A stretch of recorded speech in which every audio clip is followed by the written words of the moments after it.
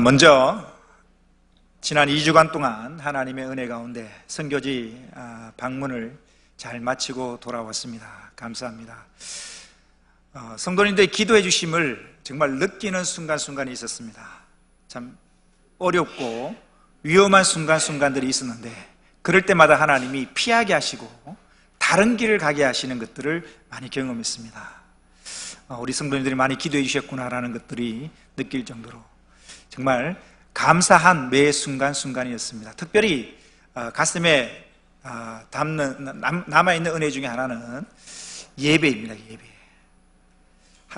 제가 오늘 오후 예배는 삼남전도의 헌신 예배이기 때문에 안 하지만 돌아오는 오후 예배 때는 제가 선교 보고를 이제 사진도 보여드리고 선교 보고를 하도록 하겠습니다. 그 중에 한 곳에 우리 이영주 선교사님이 사역하시는 사역지 중에 알렉산드리아라는 곳에 난민교회가 있습니다. 수단 난민들이 모여서 예배드리는 수단 난민들이 모여서 예배드리는 교회거든요. 거기서 예배를 드리는데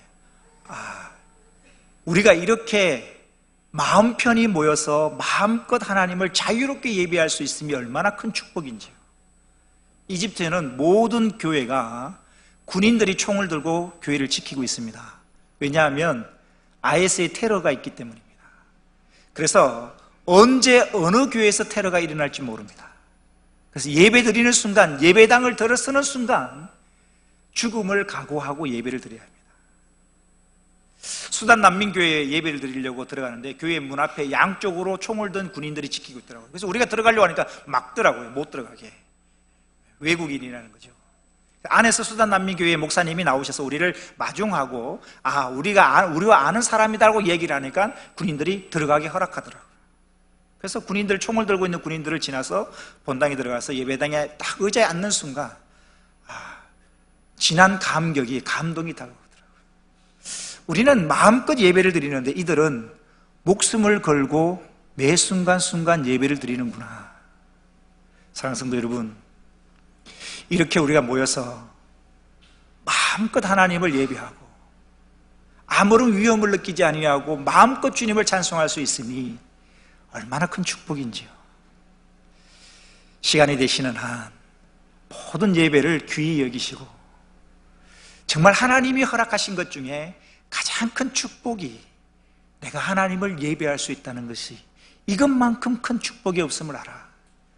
정말 예배의 회복, 살아있는 예배를 드리는 그런 교회, 그런 우리 찬양교회가 되기를 주의 이름으로 축원합니다. 선교보고는 차차 하도록 하겠습니다. 오늘 본문은 우리가 몇 주 전에 먼저 살펴보았습니다. 욥기서 1장 1절에서 5절 사이의 말씀을 우리가 살펴보았는데요, 1절에서 5절까지는 어떤 내용이냐면 욥이라는 사람에 대한 개괄적인 인적 사항과 욥의 신앙의 모습이 어떠한지가 기록되어져 있습니다.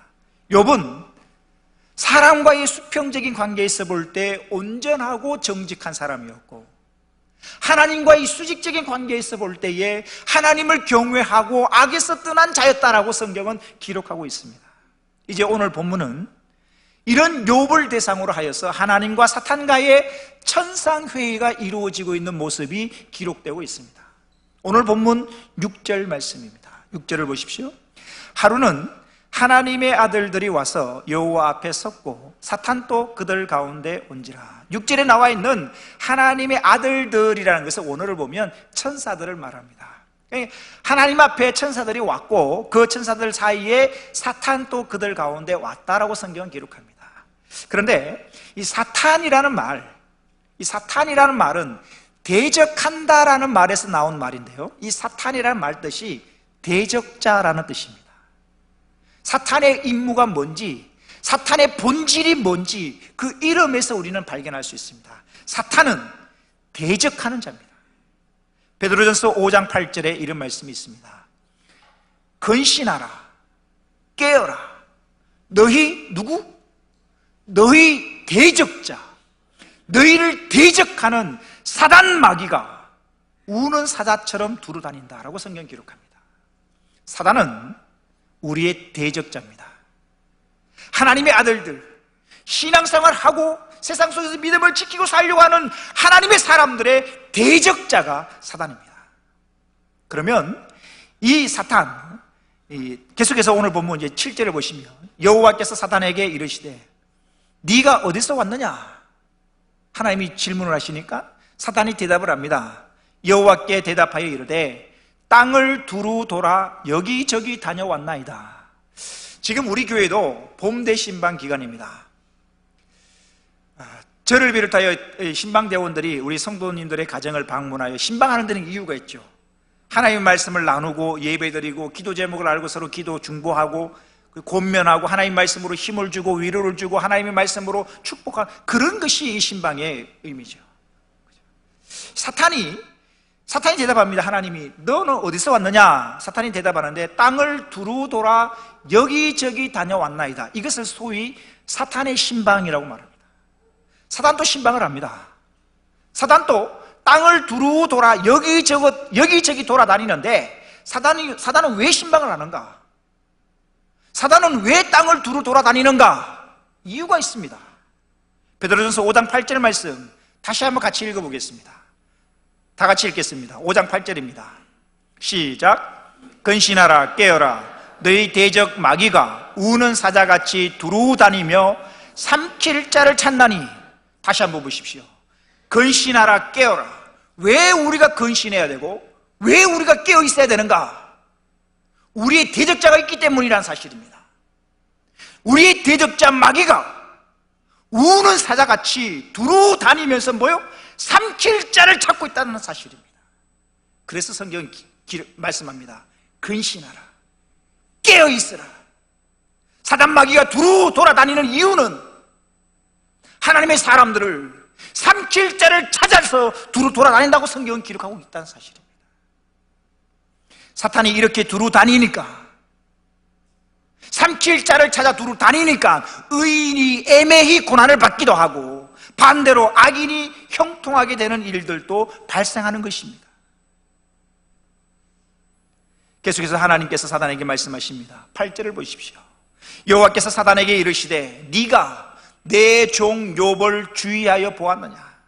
그와 같이 온전하고 정직하여 하나님을 경외하며 악에서 떠난 자는 세상에 없느니라.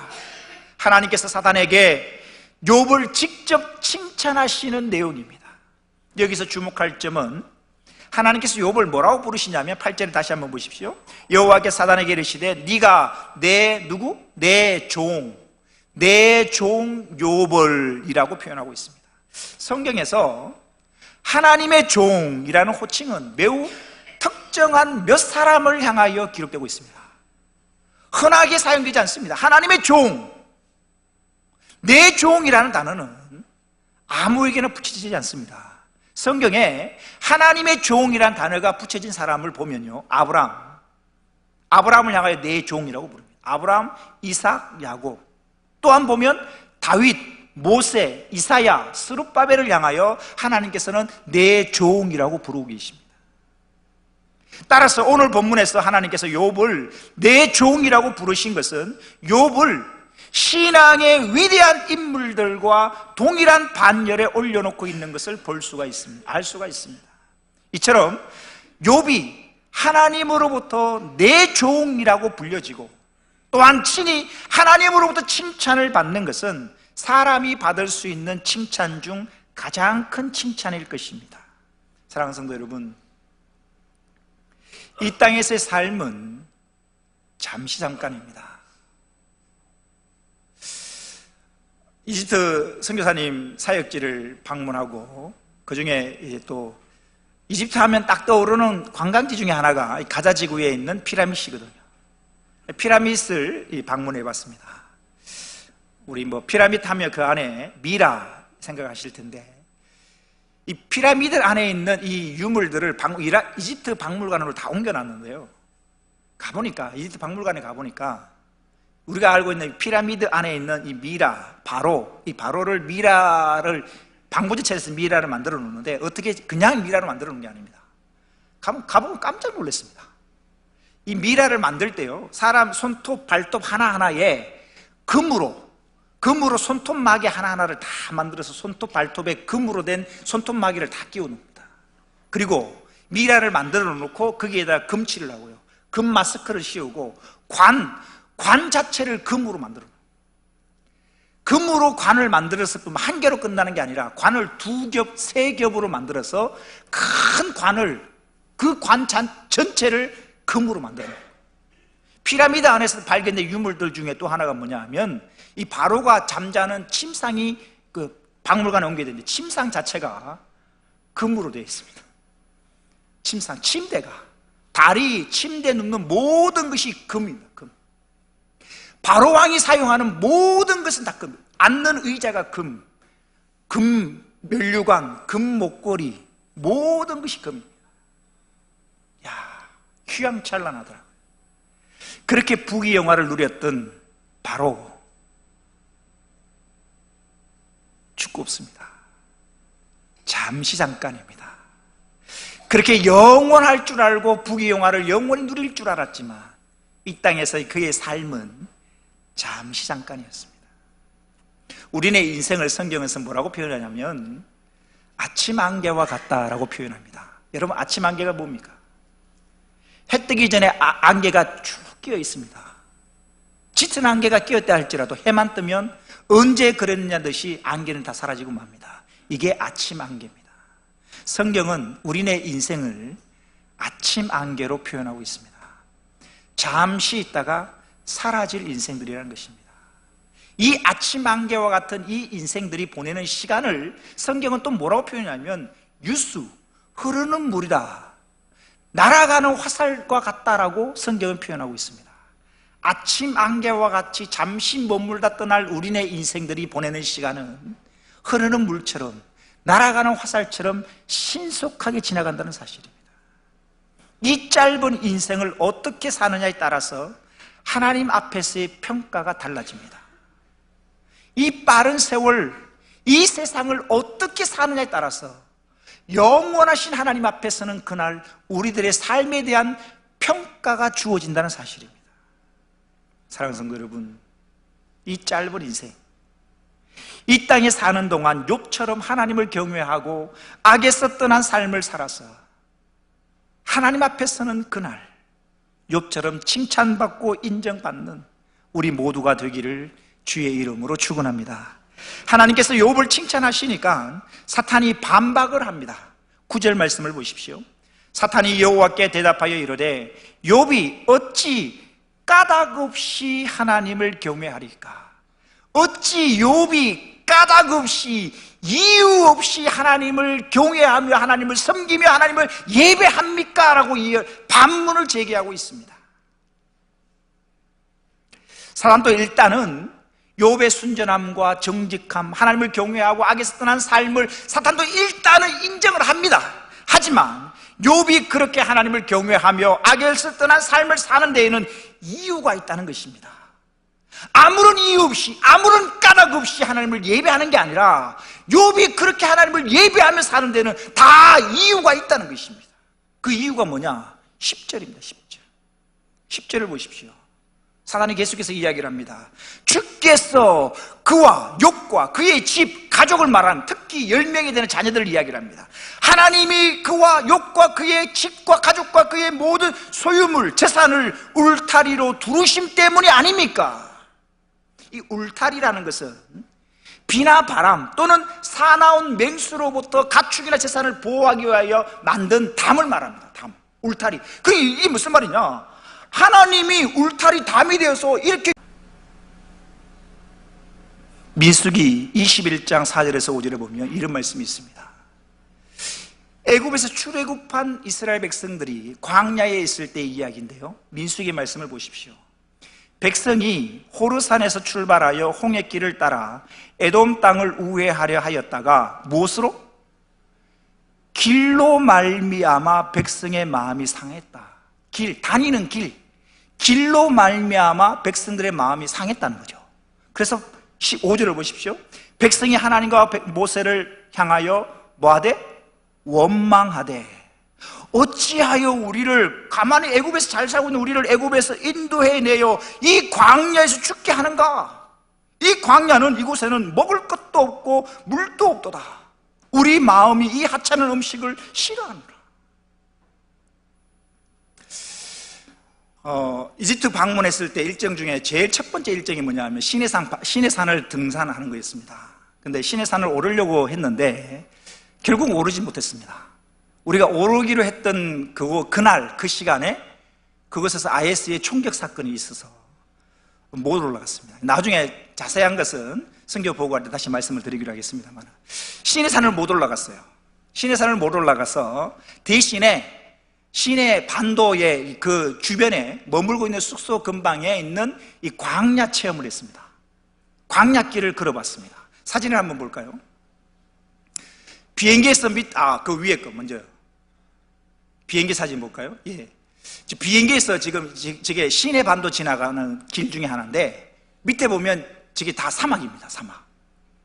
사막인데요, 비행기 속도가 얼마냐면 시속 800km에서 900km, 빠르면 1000km, 속도를 보니까, 날아가는 속도를 보니까 980km까지 날아가더라고요. 즉 굉장히 시속 1000km 정도의 빠른 속도로 비행기가 날아가는데, 비행기 날아가는 그 빠른 속도로 지나가는데 저 광야가 모래사장이 끝없이 펼쳐집니다. 끝없이. 시내산을 오르지 못하고 대신에 사막, 이 광야 체험을 했는데, 그 다음 사진을 볼까요? 예. 저게 이 돌산입니다. 돌산.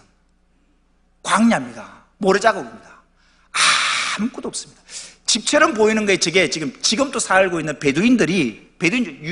유목민들인데, 낙타를 이끌고 이게 왔다 갔다 하고 관광객들을 유치하는 베두인들이 지금도 집을 사고 저 광야에서 살기는 살아요. 사는데 정말 아무것도 없어요. 그 다음 사진을 볼까요? 인증샷을 찍었습니다. 광야에 이제 갔는데, 지금 목사님 잠바를 입으셨네요. 날씨가 추웠는가? 아니요, 온도는 30도가 넘습니다. 굉장히 뜨거운데 선교사님이, 목사님 중구장을 하셔야 됩니다. 모래바람을 맞을 수 있으니까 중구장을 하셔야 된다고. 제가 지금 사진을 선글라스 끼고 여기에다가 마스크까지 꼈거든요. 모래바람이 들어갈까 봐. 마스크를 끼고 모자를 쓰고 선글라스 끼고 긴 잠바, 긴 옷, 등산화까지 중구장을 한 겁니다. 뒤로 보이지만 아무것도 없습니다.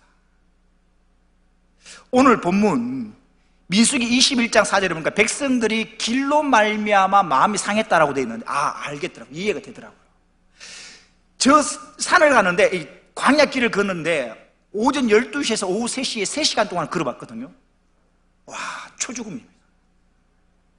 겨우 3시간을 걸었는데 해를 피할 곳이 없어요. 해를. 얼마나 뜨거운지요.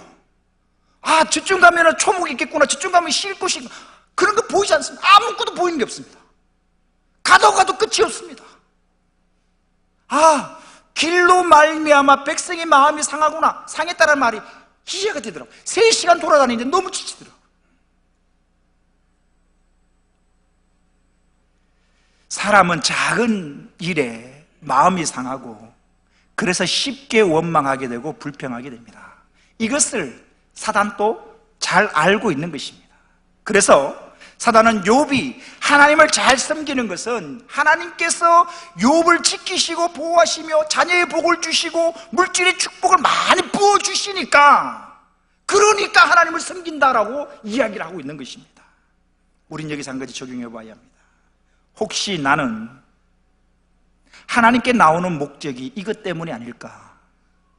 어떤 조건 때문에 하나님께 나오고 어떤 목적 때문에 하나님을 예배한다면, 그 조건이 사라지면 하나님을 떠나게 될지도 모릅니다. 출애굽기 15장 1절 말씀이, 출애굽기 15장 말씀은 무슨 내용이냐면, 이스라엘 백성들이 애굽에서 탈출해 나왔어요. 그런데 애굽 군사가 뒤에서 쫓아옵니다. 앞에는 홍해 바다가 가로막혀 있습니다. 사방팔방 다 막혀 있습니다. 그 가운데 하나님이 홍해 바다를 가르시고 바다를 마른 땅처럼 이스라엘 백성들이 지나가게 하시고, 뒤에 쫓아오는 애국 군사들을 하나님이 홍해 바다에 수장시키십니다. 그래서 이스라엘 백성들은 손 하나 대지 아니하고 홍해 바다를 건너가고 이스라엘 백성들이 큰 승리를 거두어서 하나님을 찬양하는 모습이 출애굽기 15장 기록되고 있습니다. 1절을 보십시오. 이렇게 기록합니다. 이때에 모세와 이스라엘 자손이 이 노래로 여호와께 노래하니 일렀으되 내가 여호와를 찬송하리니 그는 높고 영화로우시며 말과 그 탄자를 바다에 던지셨습니다. 애굽에서 말과 그 탄자들을 바다에 구원해 주셨다고 찬송하고 있습니다. 찬송이 1절부터 21절까지 연결되어지는데 마지막 21절을 보십시오. 미리암이 그들에게 화답하여 이르되 너희는 여호와를 찬송하라. 그는 높고 영화로우시며 말과 그 탄자를 바다에 던지셨음이로다 하였더라. 그러니까 이게 무슨 말이냐? 애굽에서 탈출해 나왔고 애굽 군사들로부터 홍해바다를 가르심으로 구원해 주신 그 하나님을 찬송하고 있는 모습이 1절에서 21절까지 기록되고 있습니다. 그런데 중요한 것은 찬송이 끝나는 21절 뒤에 바로 22절에 뭐라고 기록하고 있느냐? 이렇게 기록합니다. 1절에서 21절은 홍해바다에서 구원해 주신 하나님을 노래하였는데 바로 연결되어지는 22절을 보시면 보십시오. 모세가 홍해에서 이스라엘을 인도하며 그들이 나와서 수르 광야로 들어가서 거기서 며칠? 겨우 3일입니다. 겨우 3일 길을 걸었으나 물을 얻지 못하고 마라에 이르렀더니 그곳 물이 있어서 마시지 못하겠으므로 그 이름을 마라라 하였더라. 백성이 모세에게 뭐하여? 원망하여 이르되 우리가 무엇을 마실까 하며. 무슨 말이냐?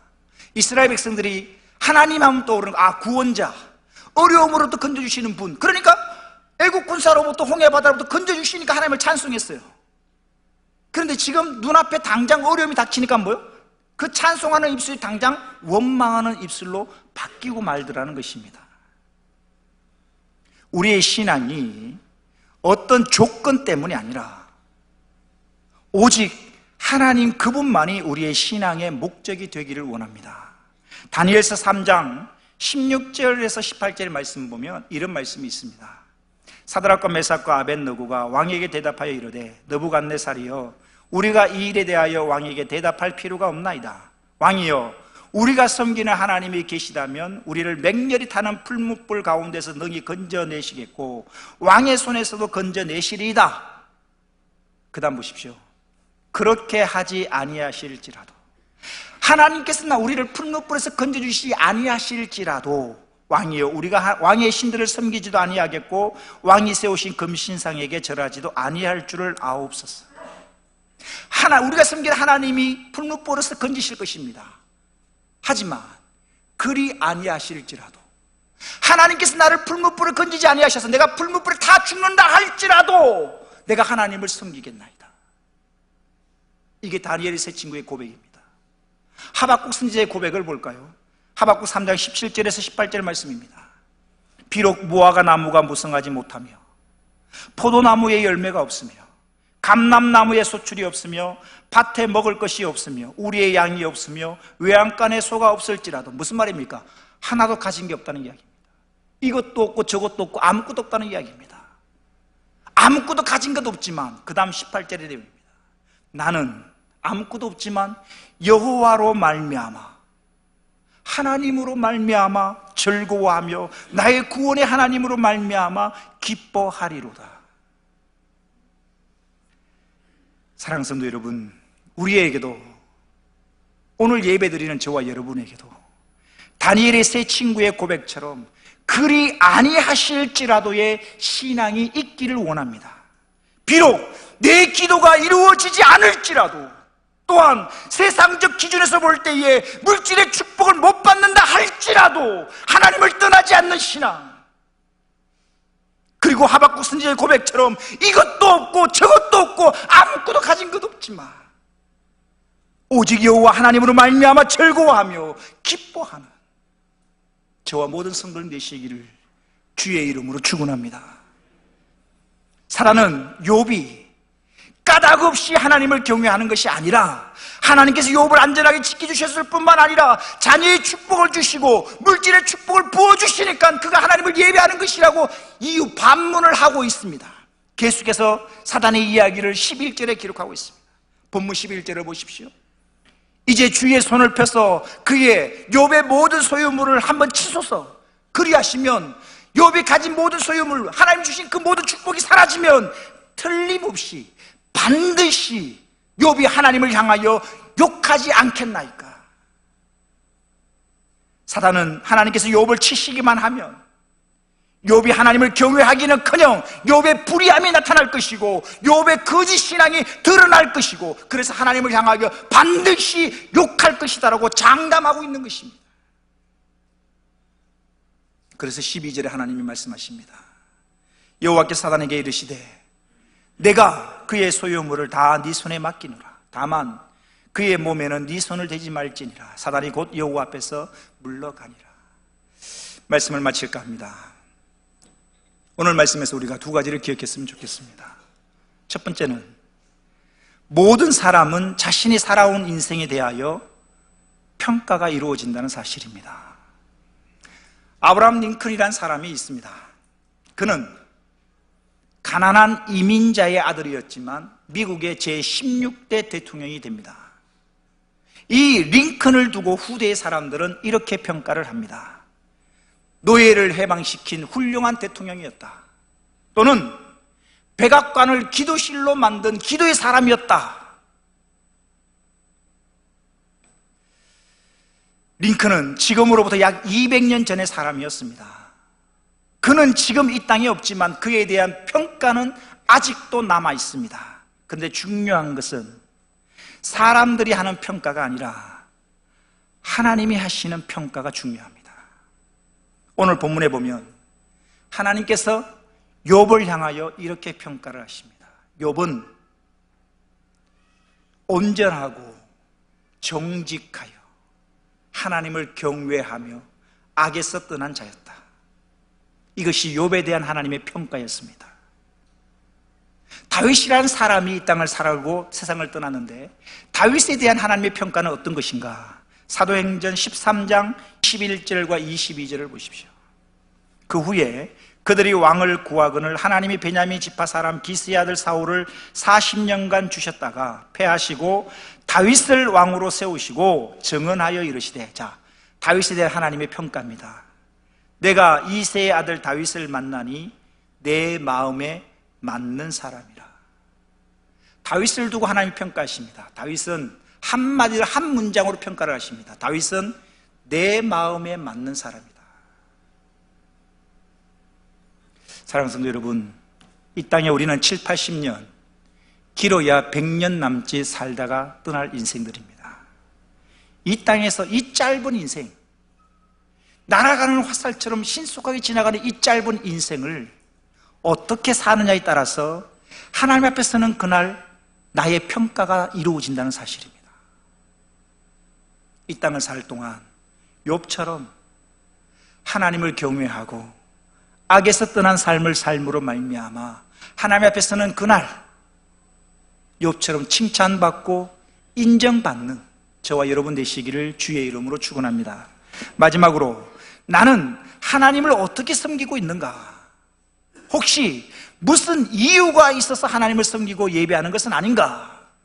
만약 어떤 이유 때문에, 어떤 목적 때문에 하나님을 믿는 것이라면 그 이유와 목적이 사라지고 나면 우리의 믿음도 사라질 것입니다.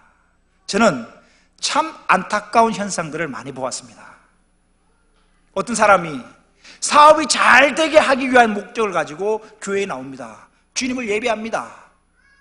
그가 교회에 나오는 목적은 한 가지입니다. 사업이 잘 되기 위한 것입니다. 그래서 교회에 나와서 예배 드리는 가운데 하나님 복을 주시 사업이 잘 되었습니다. 사업이 잘 될 동안, 사업이 잘 되는 게 목적이었기 때문에 사업이 잘 될 동안 교회에 나와서 열심히 신앙생활을 합니다. 하지만 사업에 조그마한 어려움이 닥칩니다.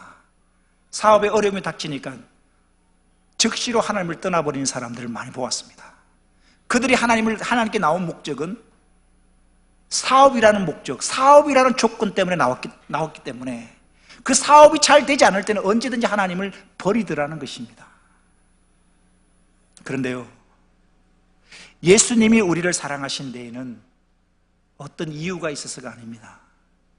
하나님께서 저와 여러분을 하나님의 자녀로 삼아주신 것은 우리의 어떤 조건 때문이 아니라는 사실입니다. 이것이 로마서 5장 8절에 기록되고 있습니다. 같이 읽어보겠습니다. 시작. 우리가 아직 죄인 되었을 때에 그리스도께서 우리를 위하여 죽으심으로 하나님께서 우리에 대한 자기의 사랑을 확증하셨느니라. 5장 8절 정말 중요한 것은 앞부분에 있습니다. 이겁니다. 우리가 아직 우리가 아직 죄인 되었을 때에 이게 중요한 겁니다. 우리가 죄를 다 벗어버리고 온전하고 거룩하고 하나님처럼 그렇게 거룩한 삶을 살 때 하나님 우리를 어떤 조건을 보고 하나님의 백성 삼아주신 게 아니라 성경에 보면 우리가 아직 죄인 되었을 때, 여전히 죄악 가운데 머물러 있을 그때에 하나님은 우리를 사랑하시사 예수 그리스도가 십자가에 죽으셨다는 사실입니다. 하나님은 우리를 조건 없이 사랑해 주셨습니다. 우리도 이제는 어떤 조건 없이 까닭 없이 하나님을 경외하며 하나님을 사랑하며 하나님을 예배하기를 원합니다. 우리의 믿음의 이유가 오직 예수 그리스도가 되어야 하는 것입니다. 우리 고난주간과 부활절을 보냈습니다마는 우리를 위해 자신의 생명도 아끼지 않으신 그 예수님 한 분만으로 만족하는 저와 여러분이 되기를 원합니다. 내 신앙의 이유가 오직 예수 그리스도가 된다면 다니엘의 세 친구의 고백처럼 그리 아니하실지라도의 귀한 신앙이 될 것입니다. 그래서 하박국 선지자의 고백처럼 이것도 없고 저것도 없고 아무것도 가진 것 없어도 오직 예수 그리스도 때문에 기뻐하고 예수 그리스도 때문에 즐거워하는 저와 여러분 되시기를 주의 이름으로 축원합니다. 기도하시겠습니다.